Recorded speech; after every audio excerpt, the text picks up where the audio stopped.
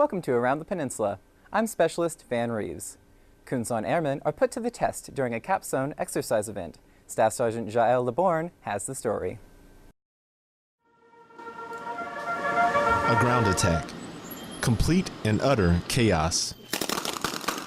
We responded to an attack at Building 590 with Alpha CP. Yeah, I've been awake for about 25 hours, so but other than that, it's fun. I mean, it helps us see what we're good at. It helps us see what we need to work on. It helps us develop better battle plans for certain areas.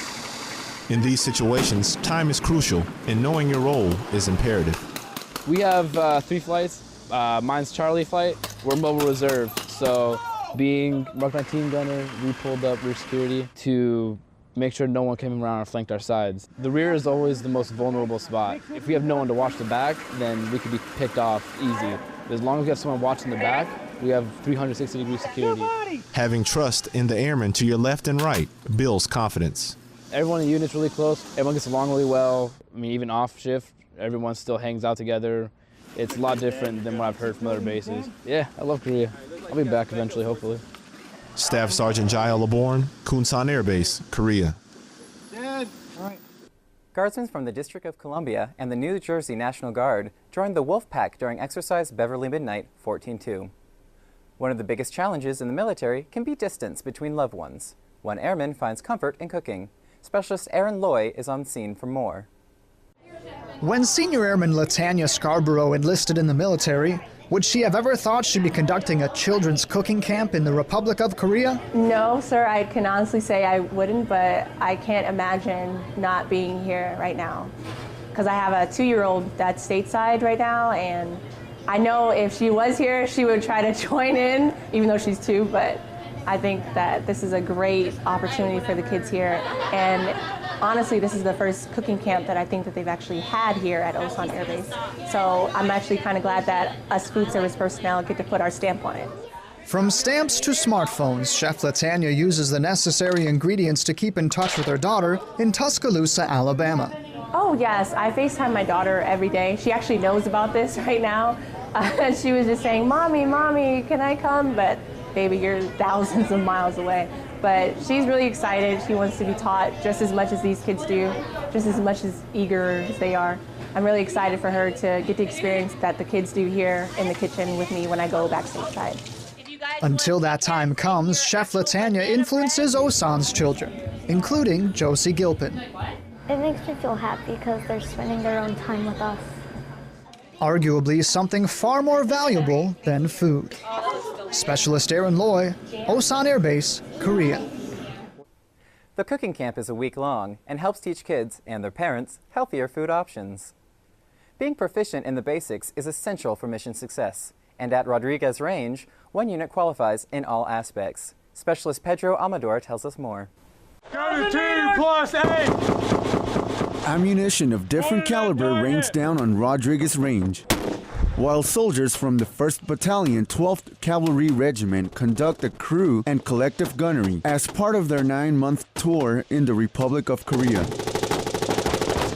This combined live fire is the bread and butter of what this cavalry unit does, and one platoon sergeant explains why his crew is combat ready. Pretty outstanding crew. We shot Distinguished on gunnery, gun table 6. It shocks the senses for the soldiers to experience all this firepower happening at the same time with the air assets, indirect, the Bradleys firing, the squads firing on the ground. It really shocks their senses, and that's a good thing. It gets them as close as we can to a real life scenario without a two-way live fire with the enemy actually shooting back at us. Sergeant First Class Wolford has been in the Army a year or 2. I have been 11 Bravo for 13 years now. And those who know him well know that things move smoother because of him. He has a lot of experience, and he's definitely helped me out. He's my principal advisor. Training soldiers is Sergeant Wolford's priority, and in his platoon, everyone is ready to fight tonight. Specialist Pedro Amador, Camp Casey, Korea. The combined live fire training lasted a total of 1 month. There are many different types of training. Air Force Staff Sergeant Justan Wayne takes us to Camp Stanley to see how soldiers are learning how to do an assault from the sky.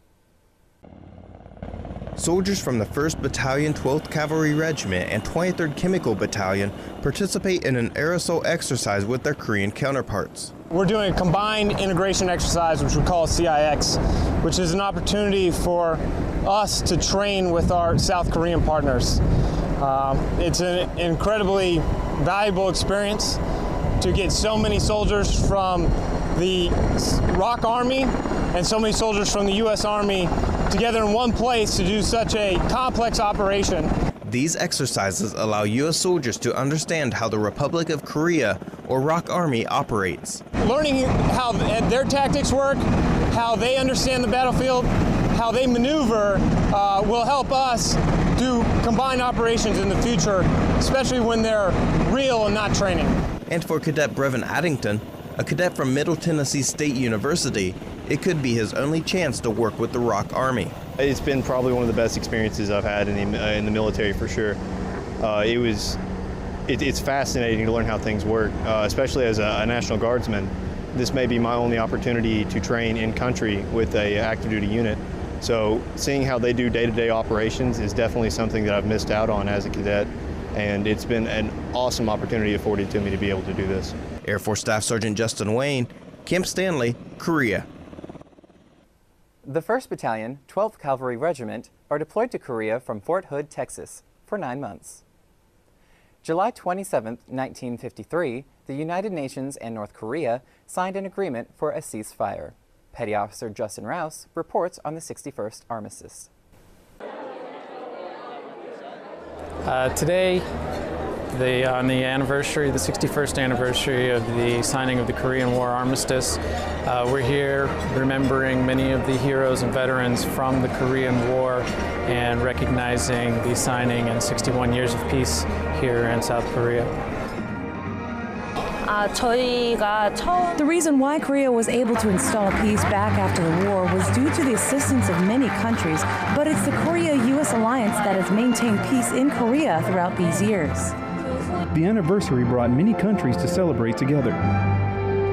It's a very incredible thing to experience the fact that an alliance has persisted for 61 years.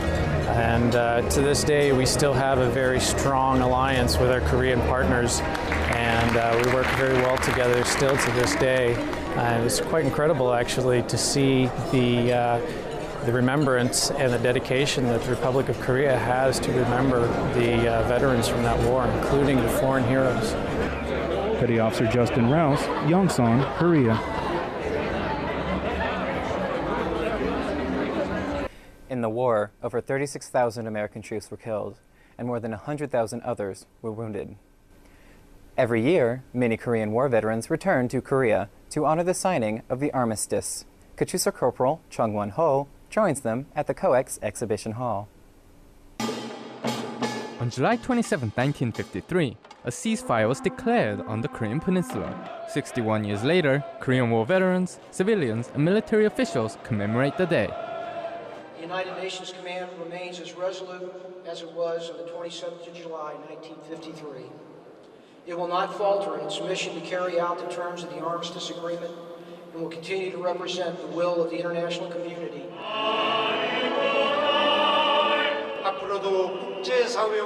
Through a powerful military and a tight relationship with the international community, we will make progress in a peaceful reunification of Korea in the coming years. In addition to cultural performances, medals were awarded to honor war heroes of the Korean War. Kachusa Corporal Chung Won-ho, Seoul, Korea. The Korean War began with the North Korea invasion on the 25th of June, 1950.